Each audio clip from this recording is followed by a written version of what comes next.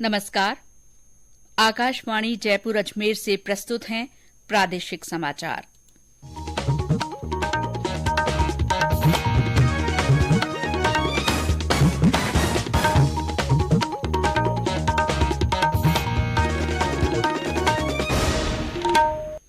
मुख्य समाचार।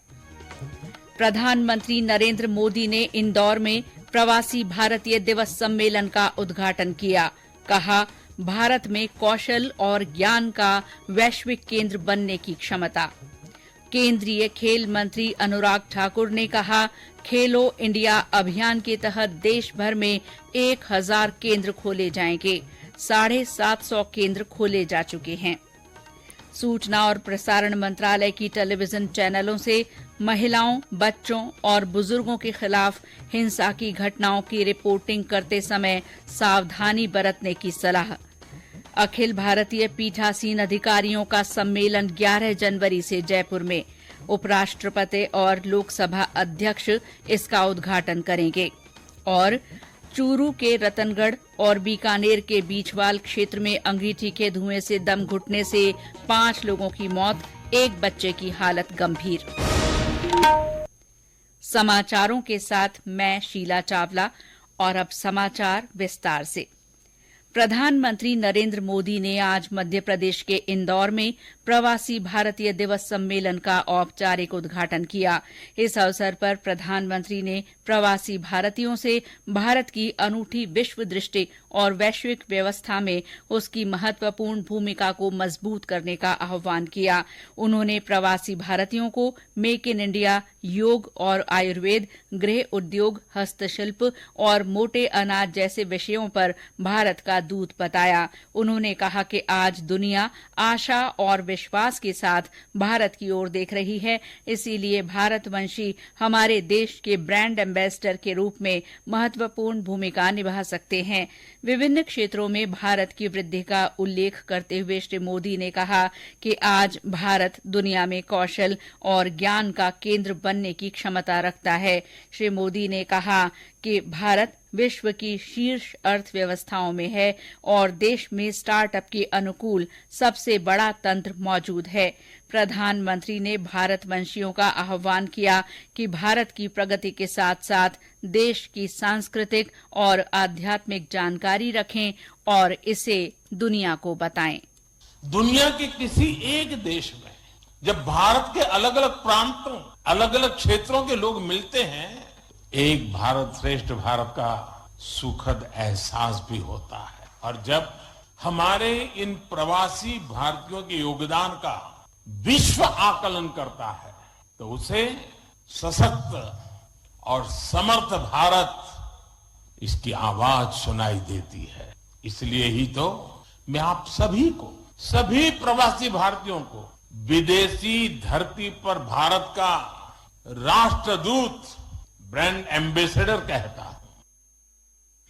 इस सम्मेलन में दुनिया भर के करीब 70 देशों के प्रवासी भारतीय भाग ले रहे हैं। राष्ट्रपति द्रौपदी मुर्मू कल समापन सत्र की अध्यक्षता करेंगी और प्रवासी भारतीय सम्मान प्रदान करेंगी। केंद्रीय सूचना और प्रसारण, खेल और युवा मामले मंत्री अनुराग ठाकुर ने आज चित्तौड़गढ़ में इंदिरा गांधी इंडोर स्टेडियम की आधारशिला रखी। इस अवसर पर श्री ठाकुर ने कहा कि खेलो इंडिया अभियान के तहत देश भर में 1000 केंद्र खोले जाएंगे। इनमें से 750 केंद्र खोले जा चुके हैं और बाकी 250 केंद्र इस साल अगस्त तक खोल दिए जाएंगे। केंद्रीय मंत्री ने कहा कि वर्ष 2017 से 2021 के बीच मोदी सरकार ने खेलो इंडिया अभियान पर 2600 करोड़ रुपए खर्च किए हैं और आगामी वर्षों के लिए 3400 करोड़ रुपए मंजूर किए गए हैं। श्री ठाकुर ने कहा कि देश भर में 9 करोड़ से ज्यादा लोगों ने फिट इंडिया अभियान में हिस्सा लिया। श्री ठाकुर ने आज दोपहर उदयपुर में महाराणा भूपाल इंडोर स्टेडियम का उद्घाटन किया। कार्यक्रम के बाद मीडिया से बातचीत में श्री ठाकुर ने कानून व्यवस्था को लेकर राज्य सरकार की आलोचना की। तो इस बात को बताएं प्रदेश के युवाओं को कि अभी और कितने पर्चे लीक होने बाकी हैं। 16 बार एक राज्य में पेपर लीक हो जाए, सैकड़ों युवाओं को आत्महत्या करने पर मजबूर होना पड़े, युवाओं के भविष्य के साथ खिलवाड़ करती ये गहलोत सरकार ये दिखाता है कि कैसे इनके सिस्टम के अंदर ही मिली भगत है। और अगर करप्शन में इन्वॉल्व लोगों के खिलाफ कार्रवाई करने का काम आता है तो जिस तरह के निर्देश राज्य की सरकार देती है सबको शर्मसार करती है। कोर्ट को भी सोचना पड़ता है कि आखिरकार ऐसे राज्य में होगा क्या। सूचना और प्रसारण मंत्रालय ने सभी टेलीविजन चैनलों को विचलित करने वाली फुटेज और तस्वीरें प्रसारित करने के प्रति आगाह किया है। मंत्रालय ने आज सभी टेलीविजन चैनलों से विशेषकर महिलाओं, बच्चों और बुजुर्गों के खिलाफ हिंसा की घटनाओं की रिपोर्टिंग करते समय सावधानी बरतने की सलाह दी है।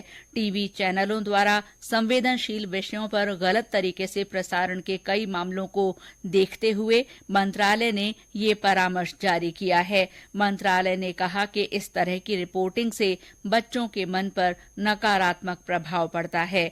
इससे व्यक्ति की गोपनीयता का हनन होता है और ये पूरी तरह से निंदनीय है। टेलीविजन सेट में जल्दी ही ट्रांजिस्टर की तरह इनबिल्ट ट्यूनर उपलब्ध होंगे। इससे बिना सेट टॉप बॉक्स के सभी free to air DD channel मिल सकेंगे। दूरदर्शन एनालॉग प्रसारण को चरणबद्ध तरीके से समाप्त कर रहा है। वर्तमान में टीवी दर्शकों को दूरदर्शन के फ्री टू एयर चैनलों के लिए भी सेट टॉप बॉक्स की जरूरत होती है। इससे सरकार की पहलों, योजनाओं, शैक्षिक सामग्री और अन्य कार्यक्रमों को देश की आबादी के एक बड़े हिस्से तक पहुंचाने में मदद मिलेगी। ये समाचार आकाशवाणी जयपुर अजमेर से प्रसारित किए जा रहे हैं। आकाशवाणी समाचार जयपुर की ओर से आज रात 9:15 बजे सुनिए हमारा साप्ताहिक कार्यक्रम समाचार तरंग। आज इसमें प्रधानमंत्री रोजगार सृजन कार्यक्रम पर चर्चा होगी।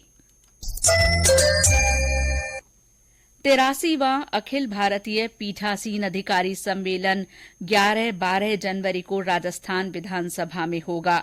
उपराष्ट्रपति जगदीप धनखड़ और लोकसभा अध्यक्ष ओम बिरला सम्मेलन का उद्घाटन करेंगे। सम्मेलन में 3 सत्रों में लोकतंत्र, संसद और विधानमंडलों को प्रभावी बनाने पर सार्थक चर्चा होगी। इस दौरान विधानसभा परिसर में पुस्तक प्रदर्शनी भी लगाई जाएगी।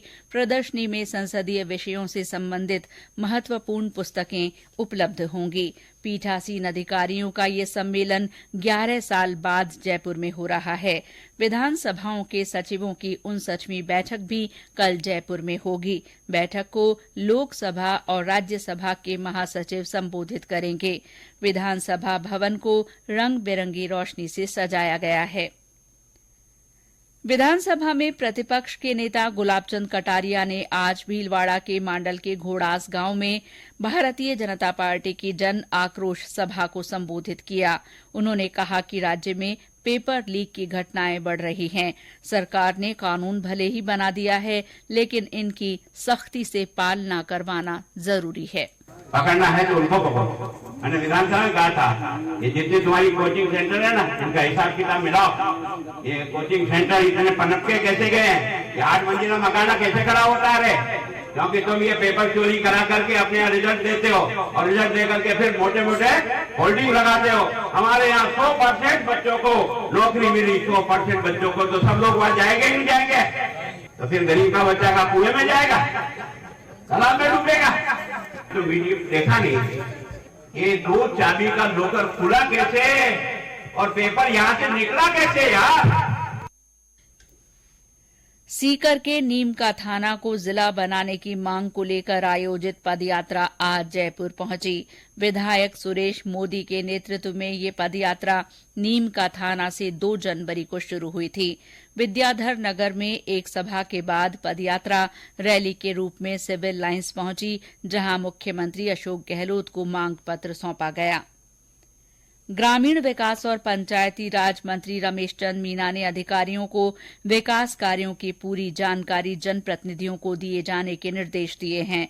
श्री मीणा आज जयपुर में ग्रामीण विकास और पंचायत राज विभाग की बजट घोषणाओं तथा विभिन्न योजनाओं की प्रगति की समीक्षा कर रहे थे। उन्होंने पुरानी पंचायत समितियों और ग्राम पंचायतों के जर्जर हो चुके भवनों की जानकारी एकत्र करने के निर्देश दिए। चूरू जिले में रतनगढ़ और बीकानेर के बीछवाल क्षेत्र में अंगीठी के धुएं से दम घुटने के कारण 5 लोगों की मौत हो गई। एक बच्चे की हालत गंभीर बनी हुई है। चूरू के गौरीसर गांव में कल रात एक परिवार के 3 लोगों की मौत हो गई और एक बच्चा चूरू के सरकारी अस्पताल में भर्ती है। एक अन्य घटना में बीकानेर के बीछवाल क्षेत्र में अंगीठी के धुएं से दम घुटने से पश्चिम बंगाल के कूच बिहार निवासी पति पत्नी की मौत हो गई। ये दोनों करनी इंडस्ट्रियल एरिया में एक फैक्ट्री में मजदूरी करते थे। और अब मौसम। प्रदेश में अधिकतम और न्यूनतम तापमान में 2 से 3 डिग्री सेल्सियस की बढ़ोतरी दर्ज की गई है। पश्चिमी विक्षोभ के कारण उत्तरी राज्यों से ठंडी हवाओं के नहीं आने से तापमान बढ़ने लगा है। आज करौली में न्यूनतम तापमान 3.2 डिग्री सेल्सियस, चूरू में 3.8 और अलवर में 4 डिग्री सेल्सियस रिकॉर्ड किया गया। 12 और 13 जनवरी को नए पश्चिमी विक्षोभ के प्रभाव से राज्य के उत्तर पश्चिमी हिस्सों में बादल छाए रहने और तापमान में 2 से 4 डिग्री सेल्सियस की बढ़ोतरी होने की संभावना है। 14 जनवरी से एक बार फिर शीतलहर का नया दौर शुरू होने की भी संभावना है। मौसम विभाग ने आज अलवर, भरतपुर, झुंझुनू, करौली, सीकर, चूरू और हनुमानगढ़ जिलों में शीतलहर का येलो अलर्ट जारी किया है। आकाशवाणी समाचार जयपुर ने अपने श्रोताओं में मोटा अनाज के प्रति जागरूकता के लिए संदेश श्रृंखला शुरू की है। इसमें श्रोता संदेश भेजकर बता सकते हैं कि वे अपने भोजन में मोटा अनाज किस तरह काम में लेते हैं। चित्तौड़गढ़ जिले के हमारे श्रोता जगदीश गुर्जर ने बताया कि बाजरा और मक्के की राबड़ी काफी स्वादिष्ट और पौष्टिक होती है। इसके साथ गुड़, दही या छाछ मिलाकर खाने से स्वाद काफी बढ़ जाता है। हमारे अन्य श्रोता भी मोटा अनाज पर अपने संदेश लिखकर या रिकॉर्ड कर व्हाट्सएप नंबर 9414052368 पर भेज सकते हैं। रेलवे ने सवाई माधोपुर के चौथ माता मेले को देखते हुए आज से बुधवार तक 4 रेलगाड़ियों का चौथ का बरवाड़ा स्टेशन पर ठहराव किया है। मेले के दौरान यात्रियों की सुविधा के लिए बिलासपुर भगत की कोठी, बीकानेर बिलासपुर, दुर्ग अजमेर और अजमेर दुर्ग रेलगाड़ियां चौथ का बरवाड़ा स्टेशन पर ठहरेंगी। और अंत में मुख्य समाचार एक बार फिर। प्रधानमंत्री नरेंद्र मोदी ने इंदौर में प्रवासी भारतीय दिवस सम्मेलन का उद्घाटन किया। श्री मोदी ने कहा कि भारत में कौशल और ज्ञान का वैश्विक केंद्र बनने की क्षमता है। केंद्रीय खेल मंत्री अनुराग ठाकुर ने कहा है कि खेलो इंडिया अभियान के तहत देश भर में 1000 केंद्र खोले जाएंगे। सूचना और प्रसारण मंत्रालय ने टेलीविजन चैनलों से महिलाओं, बच्चों और बुजुर्गों के खिलाफ हिंसा की घटनाओं की रिपोर्टिंग करते समय सावधानी बरतने की सलाह दी है।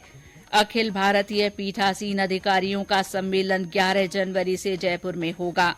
और चूरू के रतनगढ़ और बीकानेर के बीछवाल क्षेत्र में अंगीठी के धुएं से दम घुटने से 5 लोगों की मौत हो गई। एक बच्चे की हालत गंभीर बनी हुई है। इसके साथ ही प्रादेशिक समाचार बुलेटिन समाप्त हुआ। नमस्कार।